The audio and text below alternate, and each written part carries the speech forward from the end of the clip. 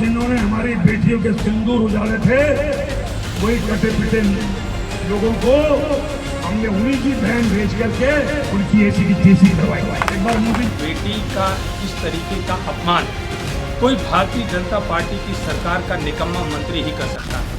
उन्होंने कपड़े उतार उतार के हमारे हिंदुओं को मारा और मोदी जी ने उनकी बहन को उनकी ऐसी की तैसी करने हमारे जहाज से उनके घर गए। मैं इस बात के लिए भारतीय जनता पार्टी से चाहूंगा कि वह अपने निकम्मे मंत्री को बर्खास्त करे और इस बात के लिए भारत की गौरव भारत की बेटी कर्नल सोफिया कुरैशी से माफी मांगना चाहिए। पूरी कर्नल सोफिया कुरैशी के अपमान पर सपा एमएलए का बड़ा बयान। पाकिस्तानी मुसलमानों से अलग है हिंदुस्तान के मुसलमान। कर्नल सोफिया ही नहीं, हिंदुस्तान के लिए लड़ता आया उनका खानदान। कर्नल सोफिया कुरैशी ने मीडिया के सामने आकर ऑपरेशन सिंदूर को ब्रीफ किया तो देश मोदी की जय जयकार करने लगा, लेकिन भाजपा के ही मंत्री ने अब पीएम मोदी को संकट में डाल दिया। मध्य प्रदेश के मंत्री विजय शाह ने कर्नल सोफिया को आतंकियों की बहन बताकर भाजपा को बड़ी टेंशन में डाल दिया।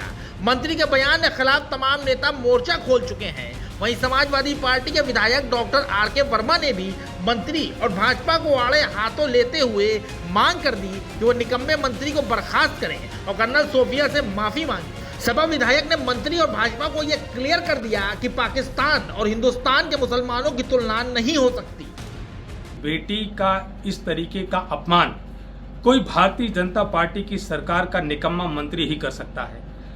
मैं इस बात के लिए भारतीय जनता पार्टी से चाहूंगा कि वह अपने निकम्मे मंत्री को बर्खास्त करे और इस बात के लिए भारत की गौरव भारत की बेटी कर्नल सोफिया कुरैशी से माफी मांगना चाहिए। पूरी भारतीय जनता पार्टी को माफी मांगना चाहिए। आपको बता दें कि इससे पहले भी सपा विधायक ने सीज फायर को लेकर पीएम मोदी के फैसले पर सवाल खड़े किए थे और सवाल पूछा था कि आखिर जब देश की सेना पाकिस्तान पर फायर झोंक रही थी तो ट्रंप के कहने पर देश के प्रधानमंत्री ने सीज फायर पर क्यों हामी भरी, जबकि प्रधानमंत्री अक्सर पीओके को लेने का दावा ठोकते रहते हैं।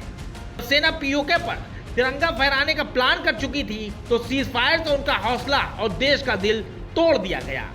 Bureau report, NDTV Bharat.